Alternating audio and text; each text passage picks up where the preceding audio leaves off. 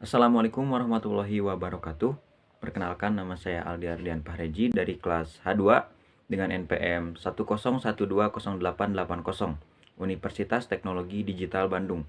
Pada kesempatan kali ini, saya akan menjelaskan mengenai ibadah sholat Jumat, mulai dari pengertian, syarat, hukum, dan lain sebagainya. Nah, untuk mempersingkat waktu, mari saja kita langsung ke pembahasannya. Hari Jumat sendiri merupakan hari istimewa bagi seluruh umat muslim di dunia ini, yang memiliki keutamaan untuk kita melakukan amal soleh. Keutamaan hari Jumat ini juga digambarkan oleh Nabi Shallallahu Alaihi Wasallam dalam hadisnya, yang artinya, tidaklah matahari terbit dan tenggelam pada suatu hari yang lebih utama dari hari Jumat. Hadis riwayat Ahmad, Abdur Rojak, Ibnu Hibban, dan Al-Baihaqi.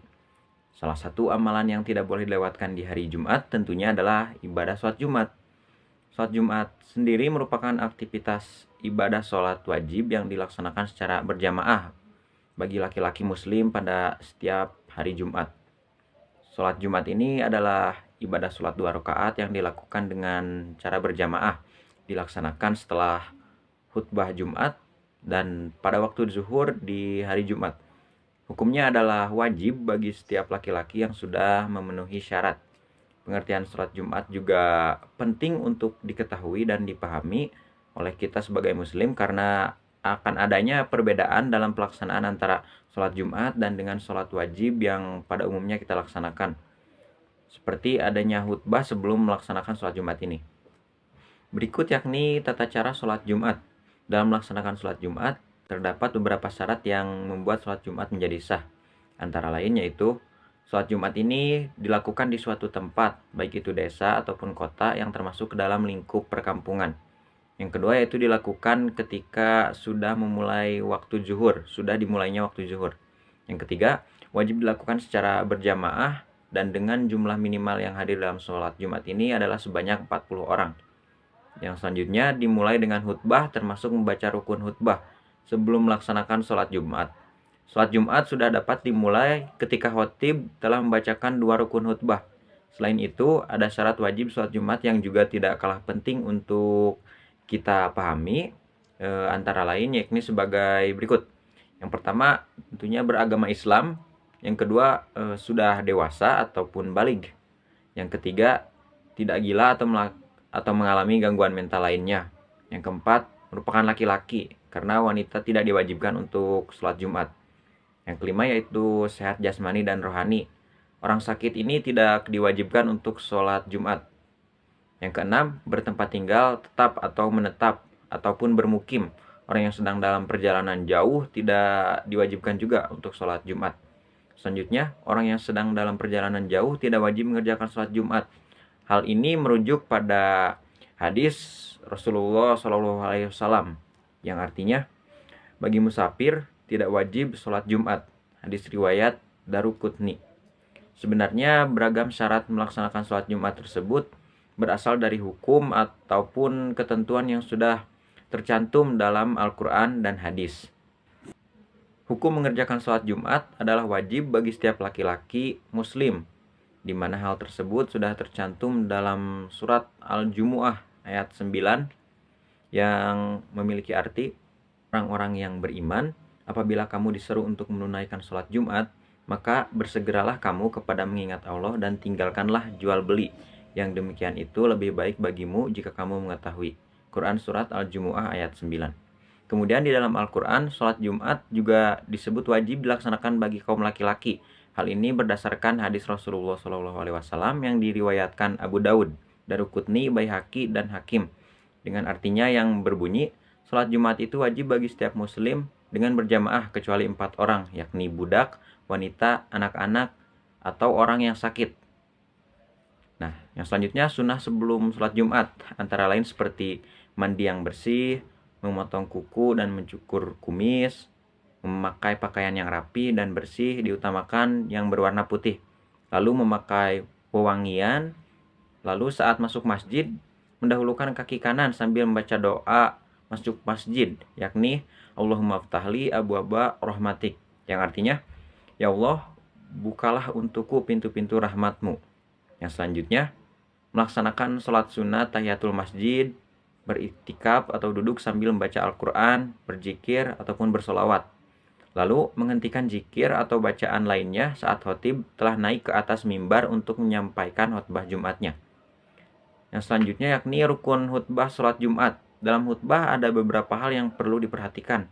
Antara lain seperti membaca hamdalah, alhamdulillah dalam dua khutbah itu, lalu membaca sholawat atas Nabi Muhammad SAW dalam dua khutbah itu, lalu berwasiat dengan takwa kepada Allah dalam dua khutbah tersebut, lalu membaca ayat Al-Quran dalam salah satu khutbah, lalu memohonkan maghfirah atau ampunan bagi sekalian mukminin pada khutbah yang kedua.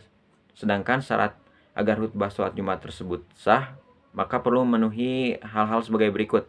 Yang pertama, isi rukun khutbah dapat terdengar jelas oleh para jemaah, lalu berturut-turut antara khutbah pertama dengan khutbah kedua. Yang ketiga yakni menutup aurat. Yang keempat, badan, pakaian, dan tempat yang suci dari hadas dan najis. Berikutnya yakni tata cara sholat Jumat. Nah, yang pertama membaca niat sholat Jumat.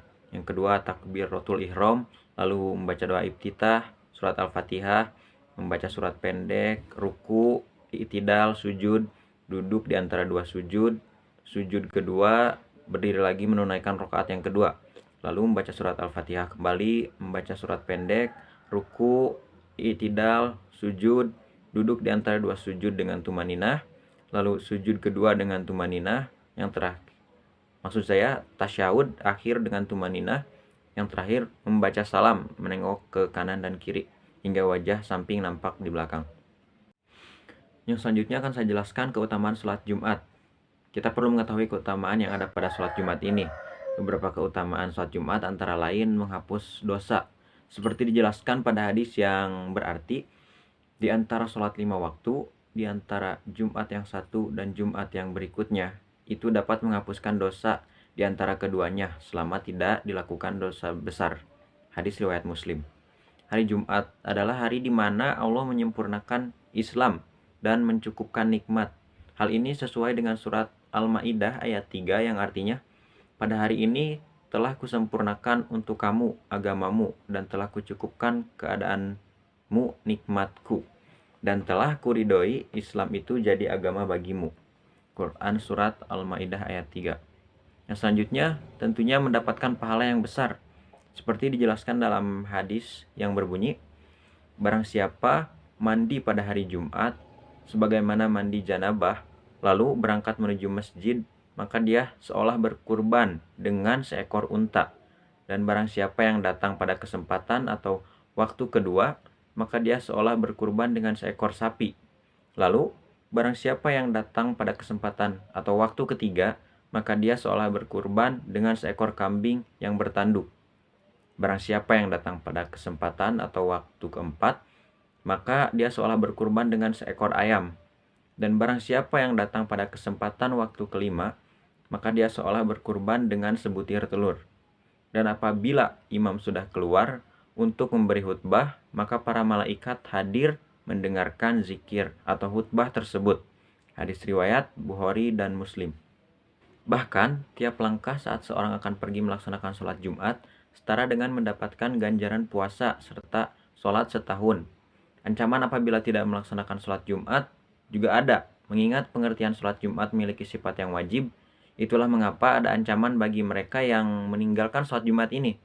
Perihal ancaman tersebut telah disebutkan dalam hadis dari Ibnu Umar dan Abu Hurairah yang mengatakan bahwa Nabi Muhammad SAW bersabda, hendaknya orang yang suka meninggalkan sholat Jumat itu menghentikan kebiasaan buruknya, atau Allah akan mengunci mata hatinya, lalu ia akan menjadi orang gofilin atau orang yang lalai.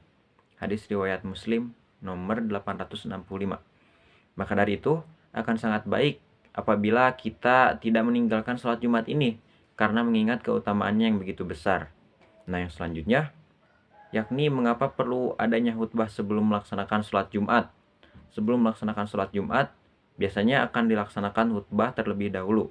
Nah, hal ini dikarenakan khutbah sendiri merupakan salah satu syarat sah sholat Jumat, dan apabila tidak terpenuhi maka atau tidak dilaksanakan, khutbah tersebut, maka sama saja seperti tidak melaksanakan salah satu syaratnya, dan sholat Jumatnya pun menjadi tidak sah.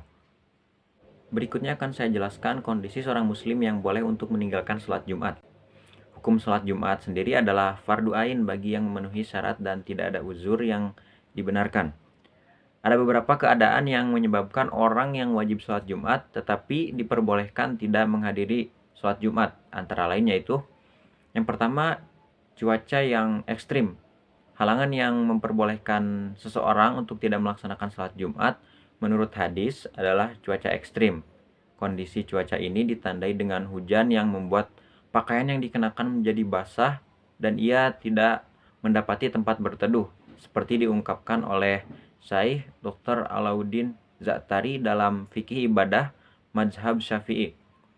Rasulullah SAW pernah bersabda dalam hadisnya yang diceritakan dari Ibnu Umar radhiyallahu anhu, beliau meminta muazin untuk menyerukan pelaksanaan sholat di rumah ketika malam itu sedang dingin dan turun hujan. Beliau bersabda, "Ingatlah, sholatlah kalian di rumah saja." Hadis riwayat Bukhari. Nah, yang kedua yaitu sakit.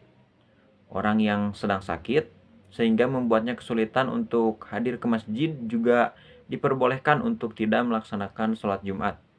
Dari Thariq bin Syihab bahwa Rasulullah SAW pernah bersabda, yang artinya, sholat Jumat itu kewajiban atas setiap muslim di dalam jamaah, kecuali budak yang dimiliki tuannya, atau perempuan, atau anak kecil, atau orang sakit.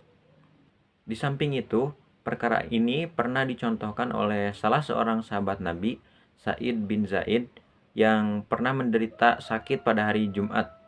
Diketahui saat hari beranjak makin siang dan mendekati waktu sholat Jumat, ia tidak ikut serta dalam sholat Jumat.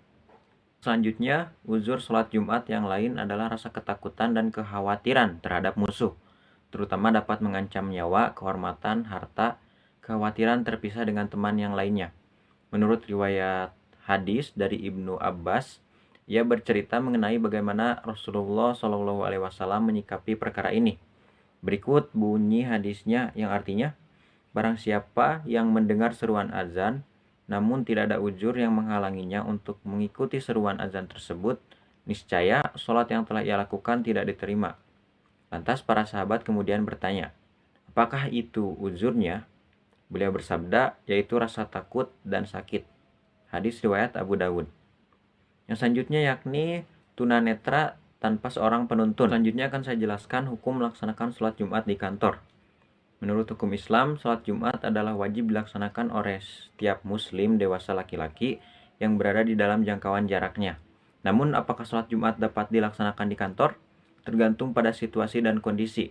Misalnya, jarak masjid yang terlampau terlalu jauh, atau ada alasan mendesak lainnya yang mengharuskan melaksanakan sholat Jumat ini di kantor. Jika di kantor terdapat masjid atau tempat ibadah yang memadai dan dapat menampung jemaah sholat Jumat dengan baik, maka sholat Jumat bisa dilaksanakan di tempat tersebut.